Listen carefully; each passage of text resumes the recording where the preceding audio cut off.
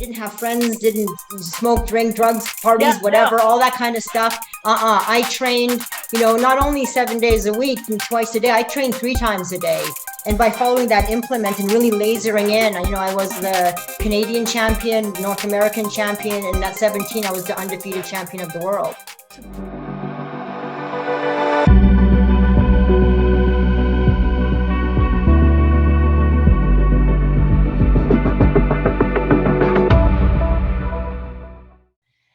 Looks like we are live. What's up, athletes, Ironman and Beyond community, my friends and family, cycling and ultra endurance fanatics, Ironman finishers, swimmers, runners, wannabe triathletes, and of course, all the busy high achievers all over the world. This is Coach Shangri-La, and we're going to have Vineta in a bit. She's just doing some producing activity behind the scenes.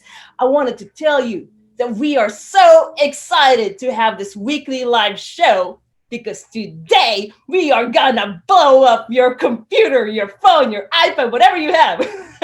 Because today we have a very valuable topic that I know if you are an athlete or whether you want to be an athlete, this is something that you're gonna be able to learn. Our topic today is making history, winning, and setting no limits. So if this is your first time joining in our live weekly show, say hello. I want to know who you are. This is a two-way conversation.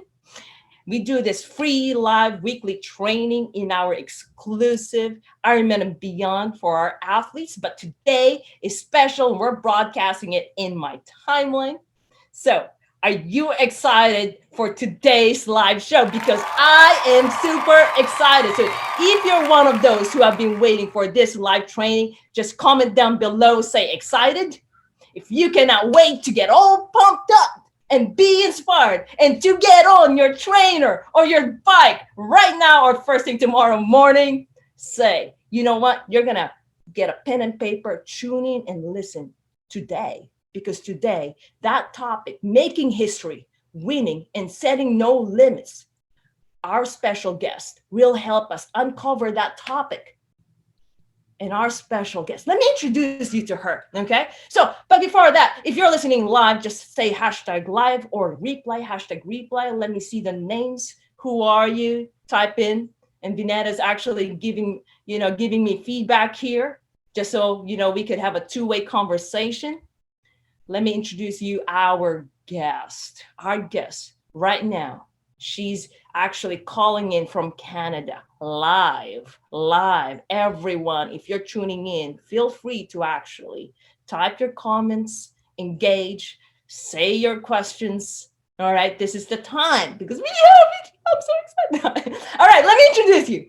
She is the one and only female in the history of race across America to win first place overall this year in the solo division. That means she actually beat all the female and male solo cyclists this year. What is Race Across America? This is actually you're cycling across America about 3,000 miles. So what she did is actually she did that with a little over 11 days on her own. All right. She is 52 years old. She has been featured in New York Times, Bicycling Magazine, Global News, Valley News, and many other publications. Besides being ultra cycling endurance, she is actually a world kickboxing champion, title at 17 years old. You will learn that she did not just excel in cycling, but she excelled in other areas. She joined the Israeli army. She became the first female elite Commando instructor. She knows Krav Maga very well. She was an undercover police officer in narcotics, as well as security and intelligence service.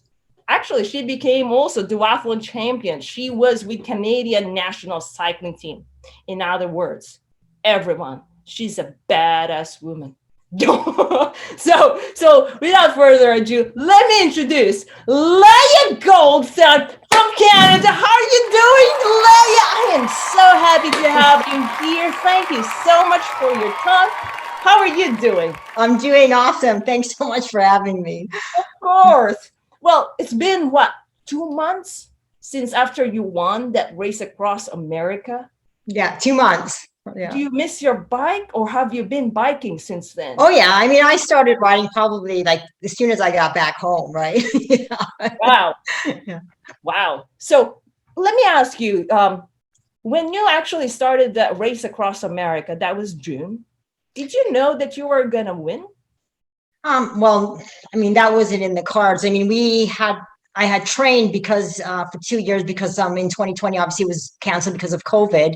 You know, we were after a kind of a 10-day and change record, right? So, and then there was, you know, Mark from the United Kingdom was there. He's a 9-day or so. I mean, that wasn't really what we were thinking, but we were thinking, you know, I could probably podium, maybe second or third, possibly. So that was kind of in our cards. But, you know, with Race Across America, you don't know. It's 3,000 miles. Anything can happen, right? So you can't claim victory, you know, till you actually cross the finish line. Yeah.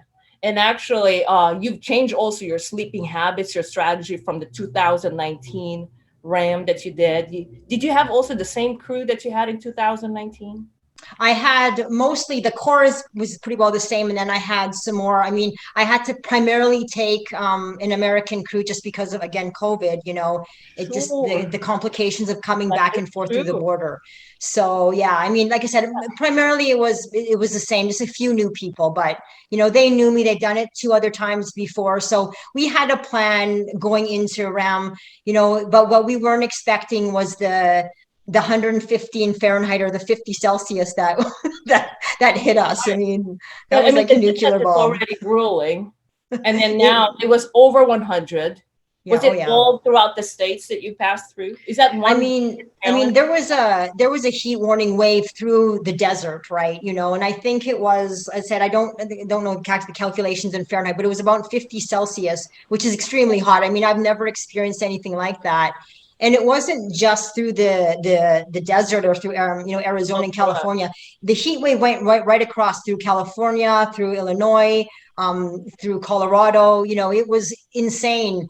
It never really let up. Even at nighttime, it would, you know, it would cool down to like 35 Celsius, which I don't know is what, 90 Fahrenheit or something. 95 to 104 Fahrenheit. Yeah. So, you know, it was hot, right? Yeah. So, you know, it was super challenging. So it was really a race of, you know, of survival, right? Who can take the heat? Because I think, you know, there's only 3 finishers. That tells you the extent. And even a lot of teams had dropped out because it was insane. I mean, it was just, I just don't know how to explain it to you in words, how the feeling. It's like, you know, going into a sauna, take a jacket, put a toque on and jump on your bike on a trainer and pedal as fast as you can for, you know, 12 days. It's kind of what it felt like.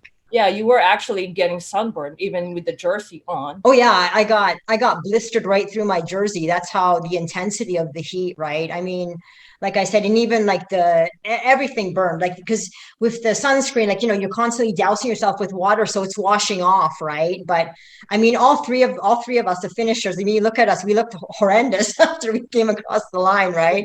Yeah, it wasn't a pretty sight.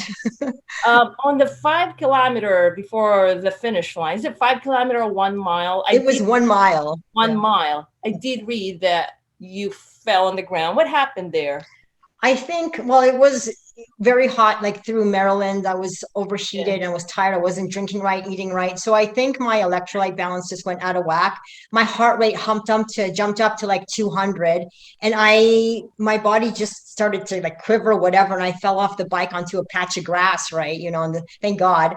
And I couldn't get up, right? I couldn't, it was like, you know, I don't know if you remember a long time ago, that runner that was kind of crawling across the line. So my crew is, you know, trying to cool me down, relax me, get my heart rate down. Nothing's working. So what they did is they took my cycling shoes off. One of my crew members gave me her oversized running shoes, and I started walking my bike, right? Because I was kind of leaning on it. Right. You know, like I said, I never experienced anything like that before. And then if you look at the real finish, coming into the finish, I actually have my 2 crew members running beside me, and I've got pink running shoes on. Because, you know, I can't pedal. So like I said, you can't claim victory till you actually cross that finish line. Yeah. That must be scary. Or did you, when you actually, was it fainting when you fell? did you get scared, like what's going on with me? Or did your crew said, can we call an ambulance? And what were you able to say? No, we're just going to Oh, finish. they did, because when when I crossed the line, you can see the fire department, whatever, the ambulance came, they took my vitals and whatever, and they actually wanted to take me to the hospital, right? But I said, no, I'm not going. I got to make it to that parade finish, right? You might as well crawl it. I know. Hey, listen, I can crawl as long as my bike comes with me, right?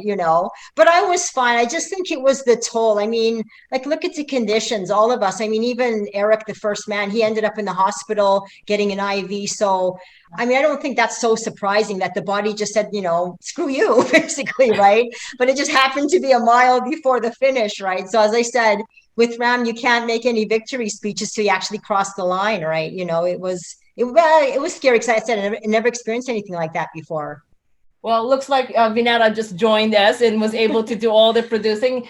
Let's welcome Vineta. Vineta's helping us out. And actually, hi guys, I see a lot of people joining. Hi Anthony, hi Bella, hi Anthony. Hi Amy. Wow. Bernadette's joining. Everyone. We have a lot of people, and there's some questions even. Okay, awesome. We're going to read that up. Let's talk more. So how was it? So you walked your bike, and then now the crowd is there. Let me jump on the bike. Well, no. Wait a second. I was walking where nobody saw. Okay, all right. So as soon as I got to the top of this little, this little hill, it was a descent kind of into the real finish, right? So then I hopped onto the bike and I kind of just coasted down, right?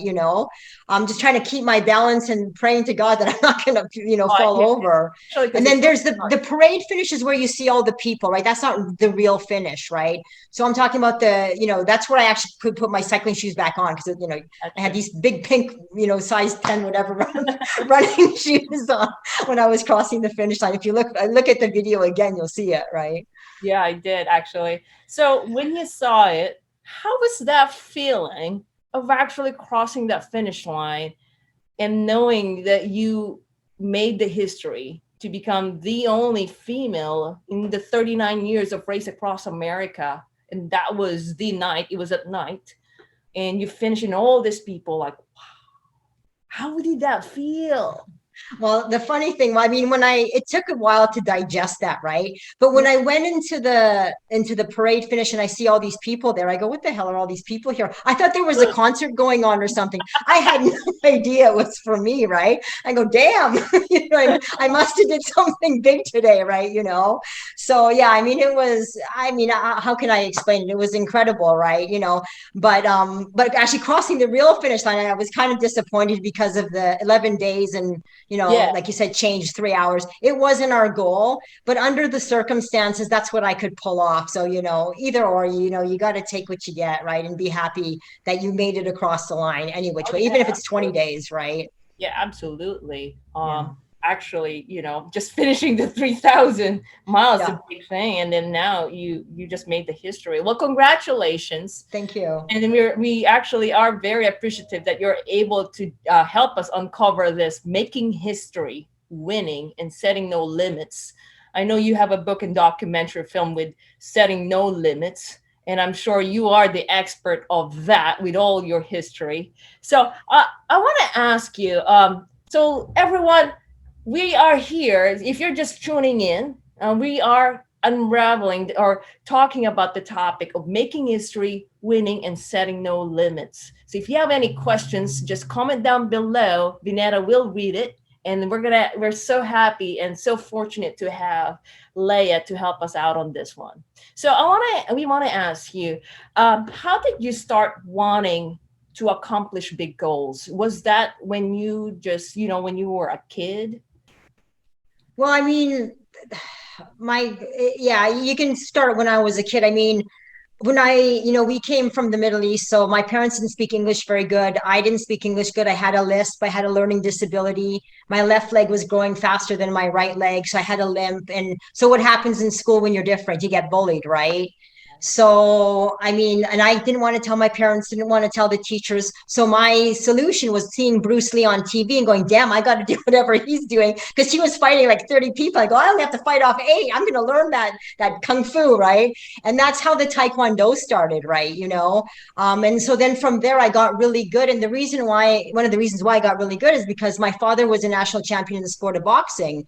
So, you mix Taekwondo and boxing, you get more of a kickboxer, right? And that's kind of how it excelled from there. Like I got my 2nd degree black belt. And by the way, all the bullying did stop, Oh, well, but mind you, let me just go back on it. I never had to fight or anything because, mental strength is much more powerful than physical strength, right? It was a matter of me going to school, not like a submissive dog with its tail between its legs. I wasn't afraid anymore. And someone who is confident, they stand different, they act different, they talk different. And that was enough to stop my situation, right? So it was a whole mental thing, right? And then from there, looking for a bigger challenge, I went into a kickboxing studio.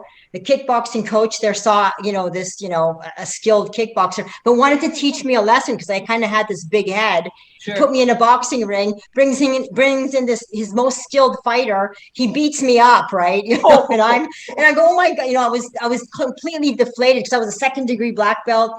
And just as I was leaving, well, he basically told me to leave the gym, right? And then he stops me at the door and he says, I want you to go home and I want you to think, right? I go home, think about it. I'm, like I said, didn't want my mother to see, trying not to cry because crying isn't tough. I come back the next day. He sits me down and he says to me, 17 years old, I make you world champion.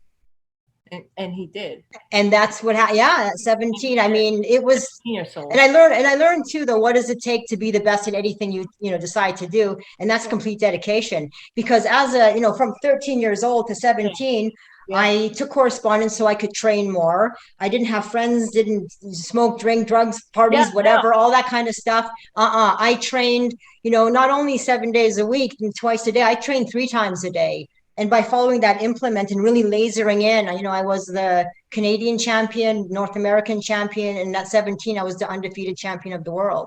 So basically 100%. It's 110%, absolutely. So at 13 years old until 17, you're like, you know what? Because your coach told you, I'm going to make you a champion. Right. Well, he told me the rules. He basically said smoke, drinking, no drugs, no friends, no phone, train 7 days a week, train twice a day, and I did. And that's exactly what I did. I mean, my life was, and I studied at the same time. So to really balance everything. Right. But that was my goal is I was determined to be the best in the world. And following those principles kind of led me into do other great things after that. Right. With, of course, I learned other challenges and stuff, but that was kind of the stepping stone into, really going after my goals and getting there no matter what. That's very encouraging for a lot of children. Yeah. Very encouraging, like actually introduced to that mindset of just going after it, like going to be the best person or best athlete or just going for the dream. Right. Well, I mean, exactly. Because I think too, I mean, in my mind, friends, good times, parties, they're always going to exist. They're not going anywhere, but unique and special opportunities won't. And you have to take that when you get it. And even as an adult, right? You know what I mean? Don't think about, I won't be able to see my friends. I won't be able to, but think about the great things that you can do, right? And that what will happen. You'll have lots of times for those things. They're never going anywhere. You know what I mean? But I think with that kind of mindset, when you start at a young age too, and then and I find too that kids are getting more into that groove of really lasering in, and it keeps them out of trouble on top of it, right? So, well, that's amazing. Because it's not, and then from the start, you as a kid, you started there, and then in your career too, you also you're like going up in the rank for when you're in the Israeli, also as an undercover police officer. Well, I mean, I would just say that, Taekwondo and kickboxing was never my goal. I knew what I wanted to do when I was 7 years old. I knew I would go to the Middle East. I knew I'd be in the military, and I knew I'd work for some form of intelligence at 7, but I never said anything because I knew members of my family were involved in that type of work. And that was just kind of almost like a calling, right? Like kickboxing and the taekwondo was just a solution to a problem, you know what I mean? That led to, winning a championship, right? But I mean, at a very young age, I had something set in my mind, and that's exactly what I did. After I won the world championships, I went back to the Middle East and I joined the IDF, the Israel Defense Force. That's amazing. And how did the cycling came into place? That's a good question. Well, I was, as you said, the first female instructor to train the Commando. So I was positioned in base 8, which is a very high secure military intelligence base. And we have to, it's not like we stand there with a clipboard and watch all the soldiers, we have to do the training too. So when I wasn't training the soldiers, I was training myself. And a lieutenant there, he saw me, and he was also the national champion in the sport of triathlon, right? Oh, okay.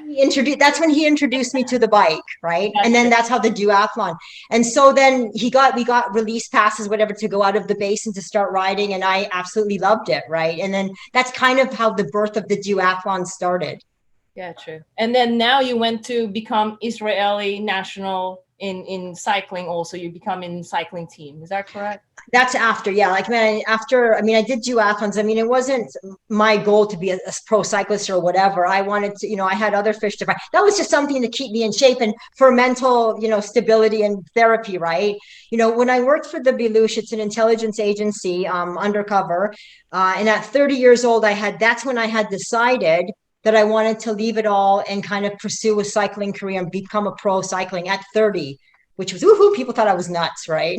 Yeah. And that's when I left, but I'm kind of jumping the gun a little bit. I had a deal with intelligence that I would be working outside of the country, which would allow me to train full time, right? So it's not like I just left my work and then, I just rode into the sunset. I had to balance the two.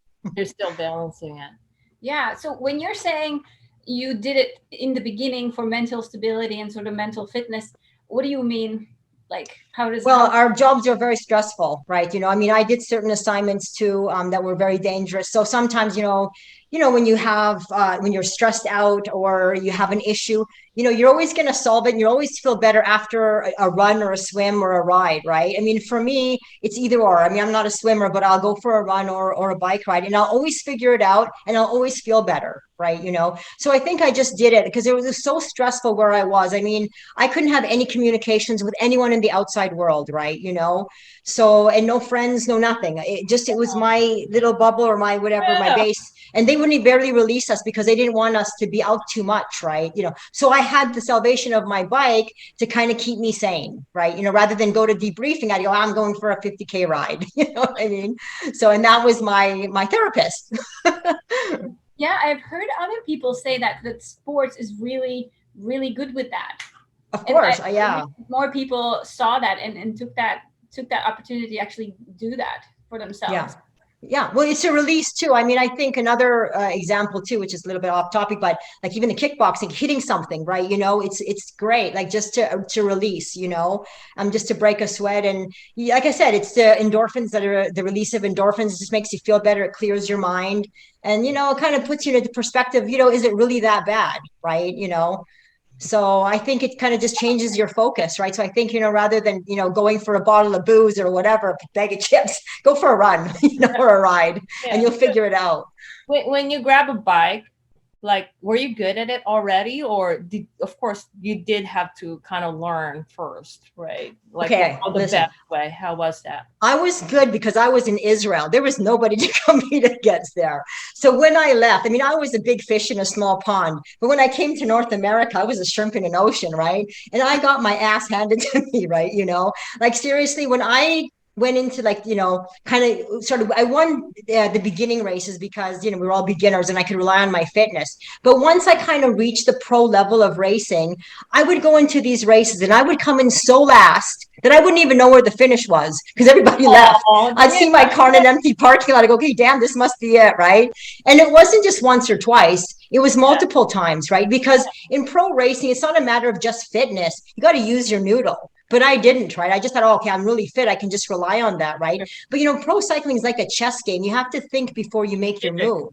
And so it took me a while to figure it out, right? But I'm telling you, I mean, I could write a book on how many races I had lost, right? To get till I figured it out, right? But it was kind of embarrassing for a long time. Yeah. But even though you're feeling embarrassed, or even though you're still learning, you're still showing up. So even though all those, you know, like you did not really get to win, you still keep doing it. What makes I you mean, keep of course. doing it? What Yeah. is that one that makes you just stay there even though you don't win like right away? Because a lot of athletes, they're just like, boom, I just want to win there. And then of course they get so down when they don't get what they want. They got so that's natural. But how do you do it? I How do mean, you overcome those? I mean, not only that, I mean, I had the federation telling me, they said, you know, you're 30 years old, right? You know, you've missed the boat. What are you doing? Right. So not only did I suck, I also didn't have the support of my federation. Right. So it did take me, but I mean, honestly, if you don't have the ability to fail, right, then you'll never have the ability to succeed. Right. And I'm not afraid to fail. Right. And listen, it took me 8 years to finally reach kind of the peak of my cycling career, where I started breaking records on climbs, you know what I mean, on stage races, winning national championships. 8 years it took me of embarrassment, you know what I mean, of failing, of people saying, what are you doing, of struggling, being independent, you know what I mean? And even then, even when if you look at my history, at 39, I was at the peak of my kind of career. And that's when the 2009 crash happened, right? It was like the mother of all crashes. When I went to, you know, was in Bend, Oregon in Cascade Classic, descending at 80 kilometers an hour, 50 miles or whatever that may be. And I ended up landing on my face, right? I don't know if instant facelift, I broke every bone in my body. And the doctor said, you know, career over, you know, your ability to walk properly without a walker or a cane is questionable, but you'll never race again. And so kind of hitting rock bottom again and getting my ass back up. So that took another, you know, couple of years. But then I came back even stronger after that, right? Because of the determination and the willingness and the sacrifice of wanting to get there. Mm-hmm. So how do you do it? So you said several times, somebody told you you can't do it, you're last, you're whatever, and all this opposition and all this like proof that you can't do it, and then proof that you like there's so many things there's going so many down. Doctors telling you they're never going to be able to do it. Oh yeah. I mean, if I got $1 for every time somebody said I couldn't do something, I'd be a multimillionaire, right? You know what I mean? And if I believed all of that, then I wouldn't be sitting here today talking to both of you, right? You know, it's just, you know, it's a matter of getting yourself back up, right? And you know what you can do, right? I mean, a lot of times we look for validation from other people, right? But you're the one. It's your biggest support system is you. It doesn't matter what anyone else says. You got to listen to yourself and stop listening to everybody else, because it doesn't matter what they say, right? You know what I mean? So, and I didn't care what they said. I was going to show them, because what is your best revenge when somebody wants, you know, when somebody says you can't succeed? Is succeeding, is showing them what you're made out of, right? I like it when people say I can't do things. It motivates me even more to succeed and say, you know, go nanny, nanny, boo, boo on you, right? Yeah, I know. Like that. Exactly, right? Especially, you know, like other actually individuals, they look at, oh, I'm already old. Like, oh, you know, like actually when I started, like, what are you doing? Why are you still aiming for big goals? You're already old. Like, exactly. You look great. You look healthy. You look so fit, and you're 52 years old, and you win that race across America. When I turned 30, I stopped counting. I'm seriously, this is a true story. I stopped counting. During my 30s and 40s, people would ask me how old I was, and I just make up a number. I go, I'm 36. Oh, I'm 32. I don't know. Even now, I still have to go. I just say the year. I was born in 1969. I don't care, because people hang on to that number like that's what their life depends on, right? You know what I mean? I don't care if I'm 90. You know, you don't stop living, you know, when you're still alive, right? When you're still alive, you start moving, you know, you keep setting goals, right? So I don't focus on that number. I never have and never will. Yeah. Nice. I'm wondering if there's any other thing that would actually stop you from, like, for example, let's say you are still set on like cycling career, right? Well, yeah, I mean, at all that listen, I had a 10-day goal, right, for RAAM, so that's still in the works. That's it there. That's still there. So we're not necessarily next year. I'll do probably the sister race, RAAM, and shorter races, but we're now. I'm building a new crew for 2023 to come back to RAAM. Gotcha. Well, so let's go to another topic, which is winning. Right. There's different meanings of winning for different people. Oh, absolutely. How do you define winning?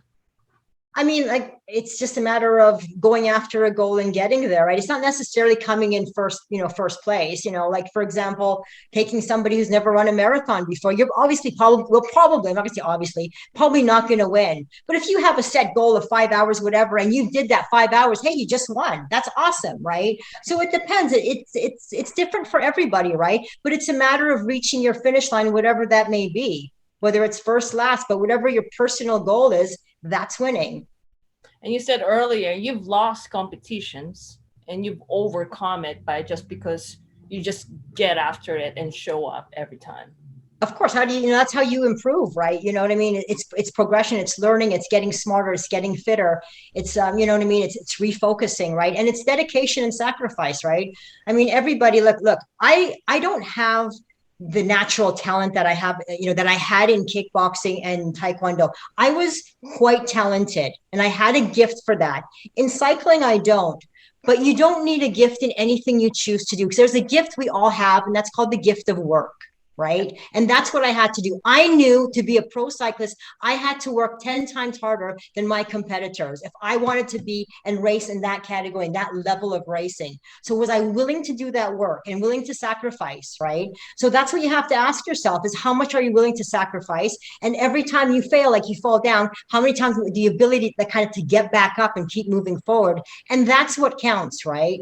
It's a matter of just pursuing it and not letting your fear dictate your path. That's a lot of value. Everyone, are you guys taking notes of all of this? We have Leah live here, champion of racing across America of 2021, who just made history to become the first female to beat all female and male cyclists. We have a lot of people listening. We have Naga, Simon, Pauline, Amy, Bell, and a lot more people. Oh my God, there's a lot of people. Okay. So Yesenia says, what a powerful woman. Yes, indeed, powerful. So let's see. So what are the top 3 characteristics that someone should practice? But you already said that. But what are the top 3 things that a person who wants to win should have?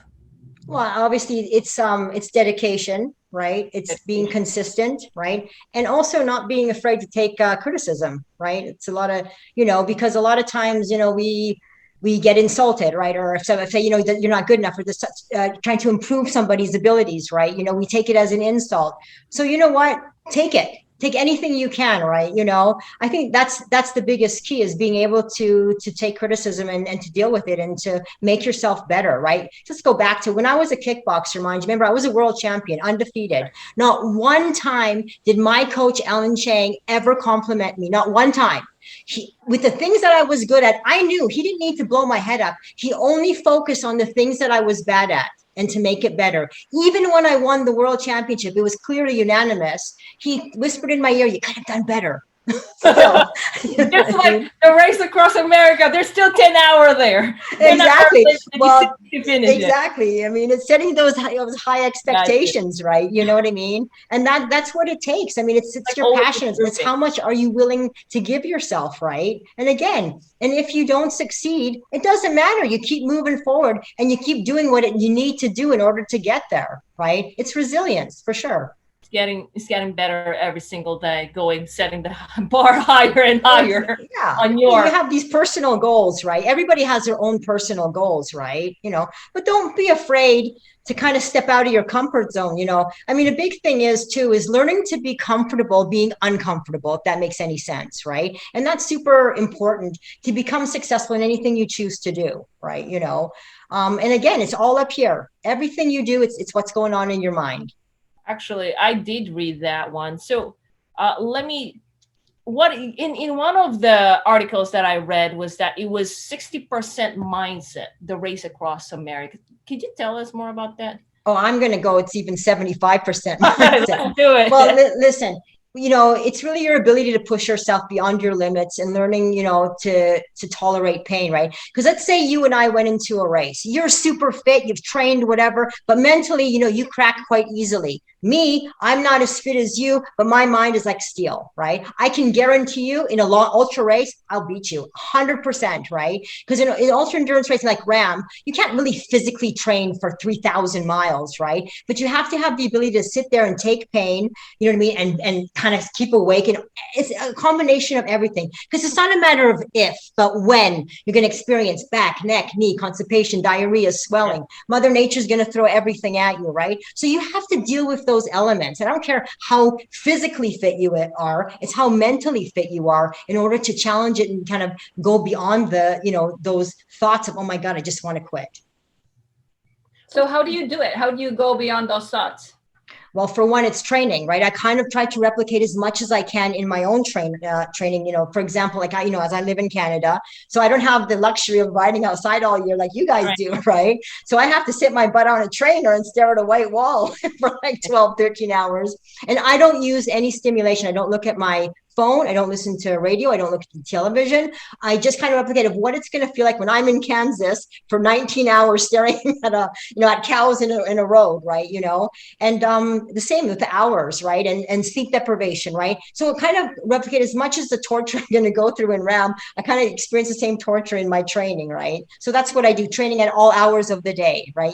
Sometimes 3 o'clock in the morning, sometimes 3 o'clock in the afternoon, sometimes 9 o'clock. So you know what I mean? It's a matter of, like I said, again, replicating what it perhaps will feel like in Race Across America. Strategy. There you go. Putting yourself into uncomfortable situations just so you can get through it later. That's absolutely awesome. Yeah. I mean, it helps for sure. You know what I mean? All right. So if you're still tuning in here, Simon says, excellent. We got Fanny from Oregon as well. Fanny different states, actually. Powerful words. Love it. Go ahead and just put in your questions. If you have any questions, we're still here. We're wrapping up very soon. Let me ask you, you're a champion. You are a winner in different areas. What is a normal day for you besides cycling? If you are not cycling, how does a day work? Well, or is there no day without cycling? Well, I mean, I do something every day, right? Because for me, it's I think I almost enjoy the training more than the competition, right? Because it's important, right? I think, your biggest asset, it's you. It's your, ability to keep yourself healthy and ability to generate an income. It's who you are, and, both mentally and physically, right? So it depends. If I'm in the season, I'm, with RAAM, it's primarily training, right? But I'm also a speaker. I have a speaking bureau, I'm with a speaking bureau. So I speak to many different organizations, sports teams, high risk youth. I've been involved for many years. We have a documentary that we're working on right now, and also we're being picked up by a new agency, so the book is going to be rewritten. So those are kind of the things that are on the go right now. So it really depends where I am in the season. Awesome. Are we going to be seeing you in next year's Race Across America, or are you going to train more? I'll probably do Race Across the West next year, and then I'll come to the 2023 Race Across America. There goes to 10 hours. You're training once again. All right, let's go to setting no limits, although there's some overlapping with the questions already. So when you say to others, don't be afraid to push yourself and your limits, what does that mean? Well, again, like what I said earlier, I mean, you're going to feel uncomfortable, right? And so what happens when a lot of people feel uncomfortable? They say, forget it, I'm done, right? And so I think too, it's your ability to push yourself beyond your limits, and being comfortable again, being uncomfortable, and just, being resilient enough to take it, right? Because, sometimes it's who's mentally the strongest, not mentally, or physically the strongest, right? So I think it's a huge thing is to be in those situations or try to replicate those situations that are the most uncomfortable. So you're not just experiencing it in your races and whatever that may be, but in your training or your preparation that you need to do in order to get to wherever you're going, right? Again, is replicating as close as you can some of the things you're going to go through. Like in RAAM, for example, a big part of that is sleep deprivation, as you know, and the hallucinations, right? Because I mean, I saw things all over the place, right, so I know how to control it now, right? Okay. So when you see something, well, a lot of times, I mean, my crew would tell me if it's real or not. Well, I'd say, is that unicorn real? You know what I mean? So that's what happens, because your brain goes like a potato, you know what I mean? So, All right. So, well, let me see more. you love cycling. Besides cycling, is there any other areas that, like, what are the other top two things that you really like cannot live without? I like nature. I'm a dog person, right? So Popeye is my son. It's 120-pound Dane mix, right? So I like to go with him in the woods and just, again, just to be with him and then in nature by myself, right away from the city. My family is very important to me. My parents, my mom is my best friend, right? So I'm kind of tight with my family, and yeah, just loving life, being positive and enjoying every minute while I can. Amazing. Awesome. Leah, you're only 52 years old. You don't have to keep saying I'm 52. You have like another century to do all the other things to set no limits. I cannot wait to actually see and witness what else is coming. Well, hopefully when I'm 90, we'll have the same conversation. I would love to. That would be yeah. So, well, we're wrapping up. So let me ask you, what are the top three things? Because we have athletes who, I think I could do that, but there's always but.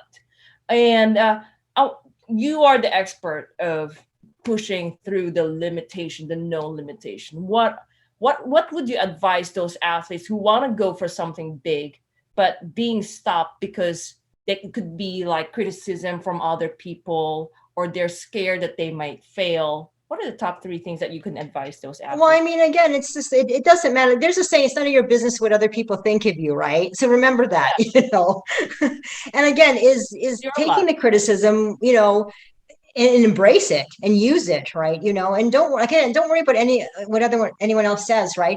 So you don't want regrets. Like a lot of people, we sit, like when we're faced with our fears, there's that saying of fight or flight, but I think many of us, we freeze, right? We don't know what to do, right? 5, 10, 15 years go by and you're still frozen. You're still stuck in that same spot, right? Because I think, your biggest regret in life is not the things that you've done, but the things that you haven't done. So you got to remember that, right? Because I remember my grandmother had this big impact on me, right? She was sitting on her deathbed, she had cancer and she was going to go, we knew in the next, couple of weeks or whatever. And the last words she says to me is, you never, ever want to have the words, I wish or what if, right? So remember, this is a one-time deal, you guys. We're not here forever. It's either now or never. What are you waiting for? What are you waiting for your 90? If you keep repeating those same things, it's going to hold you back. Just step out of that freaking, uncomfort zone and get out of your comfort zone. And you'll be amazed at what you'll accomplish and how many, opportunities that will open up for you and things that you'll discover about yourself, right? It'll make you a better person. It'll make you feel alive. And also, if not now, if you don't do it now, just see how much more you can go. If you just act now, you will be farther rather than freezing and not doing anything. Right. Exactly. You just stop talking about it. Just do it. That saying, right? It's all the bark and no bite. Stop barking. We're tired. We're deaf. You know what I mean? Stop making noise out of your mouth. It doesn't mean anything. You know what I'm saying? And that's what happens. It's like a broken record. When you hear, oh, I want to do this. I want to do this. I want to do this. Oh, zip it and just do it. Right. And well, there's one question that Simon's asking. What's your secret to balance your life and your training? The secret to well, I think it's really optimizing your time, right? You know what I mean? I think I'm an early bird, so I'm quite productive on how I don't sit around and lounge. So I think, and I'm very organized, and I think that's a big part. I've always been quite organized. So I think, is planning your day, even writing it down will help, right? Because there's no such thing as you don't have time. There's no such thing. How many hours a day do you sleep? 8? And you have all those hours left to do everything else. So don't say there's not enough time. So true. Awesome. Well, everyone, if you're getting a lot of value, #value. And if you've been inspired with our interview with Leah Goldstein, tell us, we want to know. Let's see, life is found in the dance between your deepest desire and your greatest fear. And that's Andrea. She's learning a lot from you, Leah. So comment down below if you've been inspired, you have big goals. Tell us your big goals. Under the comment, say your big goals. What Leah say. Fear not, do not be scared, and go after it. Go after it. Or if you are being limited If you are being limited with anything, say that also. I strongly suggest that. Welcome, Stephanie, another athlete. Welcome, Anthony. There are a lot of other athletes just getting off from their work. All right. So for today, I want to ask you, I know you do have a book and also that documentary film. Do you mind telling us more about that? Yeah, I mean, the book is just a reflection of my life, starting way back when, going, starting with the kickboxing, taekwondo into Israel, and also my parents' background, right? My mother's escape. My mother was born in China, so her escape from communist China. My father's, his parents were escaped from Auschwitz, so it goes back to my roots, right? It's a little bit combination of everything. Yeah. And the documentary is kind of they followed me for about 3 years, and again going back to my history as well. So we're hoping that possibly the middle of next year, like spring of next year, it should be out. Nice, awesome. Looking forward to seeing. What's the title? The documentary? Yeah. Oh, right now it's called No Limits, but that potentially could change, right? It's still kind of rough. We're just working on the finishing touches right now. Sure. I am super excited. And by the time you're actually finishing your race across West, by the time that it's out, it's just perfect timing. Yeah, well, is there anything else that you wanted to tell our viewers, Leah? No, I just said don't stop living, right? Again, is do everything that you want to do. Just make your, live your dreams. What can I tell you, right? I said life is too short. It's too short to sit there and wait to die. You got to do things, make your mark in this world, and it'll change your life, right? Is doing things, setting goals, and never stop setting goals. Well, thank you so much, Leah. So today we just uncover all the topic that we talk about today in making history, winning, and setting no limits. We appreciate your time, Leah. So happy to have you. Everyone who's tuning in, if you would like to actually comment there, tell us how you think, what you think about our live, and we're going to have another weekly live next week. And till next time, thank you, Leah. Have a great evening. Bye. Thanks, you too. Bye.